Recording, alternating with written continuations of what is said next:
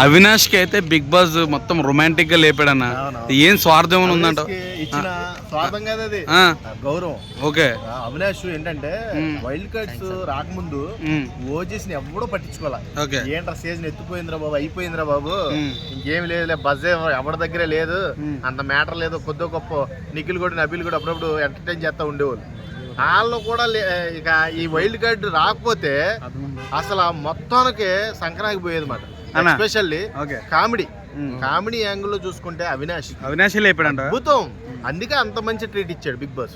ఎవరికి ఏ family invite చేసినా అంత బాగా రిసీవ్ చేసుకోవాలి. కానీ అలా ఆవిడ గారికి వచ్చేసరికి అందరిని అప్పుడే అలసిపోయారు కదా, మీరు పడుకోండి అని బిగ్ సర్ప్రైజ్ మాట. ఆవిడ వెళ్ళి మెదలకండి వెళ్ళి మనోడిని పడుకుంటే గమగమలేసి అమ్మో యశ్మి వచ్చి పట్టుకుంది అనుకున్నా అన్నాడు. ఒక్క గుద్దుంది పట్ల అలా ఆవిడ. చాలా అంటే చాలా, అక్కడ కూడా ఫన్ అయ్యాడు, అసలు తగ్గేదిలే. సరే ఇక సీక్రెట్ రూమ్ పిలిచాడు బిగ్ బాస్, అక్కడ అదిరిపోయింది అబ్బా. అసలు లవ్ డెకరేషన్స్ చేసి లవ్ బెలూన్స్ పెట్టి అబ్బా క్యాండిల్ డిన్నర్ లాగా క్యాండిల్ కేక్ భలే ఉంది అసలు. నాకైతే అక్కడ డ్రింక్స్ పెట్టి భలే సర్ప్రైజ్ చేసాడు వాళ్ళని. అదే మన అవినాష్ కొంచెం రొమాంటిక్ యాక్లు ఎక్కువ కదా మనోడికి, రాకముందే ఒక కోరాడు మాట. బిగ్ బాస్ మా ఆవిడ వచ్చినప్పుడు కొంచెం సీక్రెట్ రూమ్ ఇచ్చి లైట్లు ఆఫ్ చేయండి అన్నాడు. అర్థమైందా? ఆ లైట్లు ఆయన ఏం చేశాడు, అందరి ముందే చెప్పేశాడు.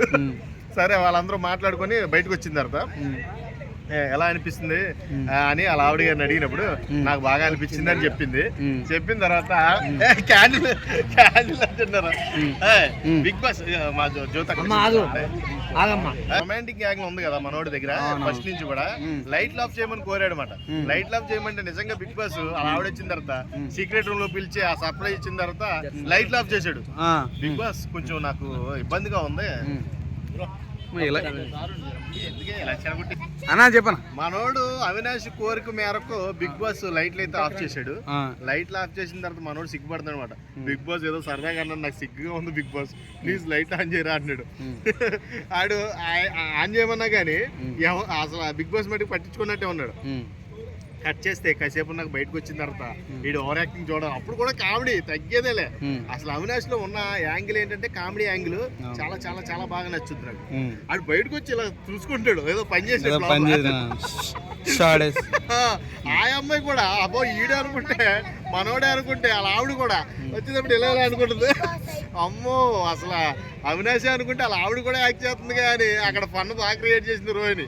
అక్కడ ఏం లేదు, మాకు అంతా తెలిసిపోయింది, డొల్లా ఏం లేదులే అంటుంది.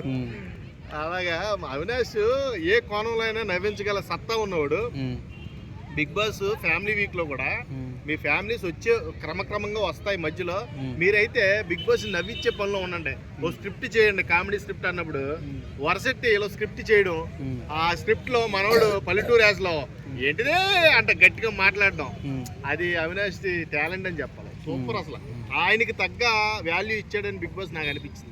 ఇంతమంది మమ్మీలు వచ్చారు కదా, సో ఎవరు మమ్మీ బాగా ఎమోషనల్ అయ్యారు మీకు అనిపించింది? ఓకే, నిఖిల్ ఎమోషనల్ కాదు, పక్కన పెడదాం. ఎమోషనల్ అందరూ అవుతారు, ఎందుకంటే లాంగ్ గ్యాప్ 70 days అంటే నాటే జోక్. గానీ ఎమోషనల్ కాదు, అక్కడ మ్యాటర్ చెప్పారు క్లియర్ గా. జీవైపీ తో కొంచెం జాగ్రత్తగా ఉండండి. జీవైపీ అంటే మీరు అర్థం చేసుకోవాలి. జీ అంటే గౌతమ్ జోలికి వెళ్ళొద్దు. గౌతమ్ జోలికి వెళ్ళడం వల్ల నువ్వు నెగిటివ్ అవుతున్నావు. అదొకటి హింట్ ఇచ్చారు అలా ఆవిడ, అలా అమ్మగారు.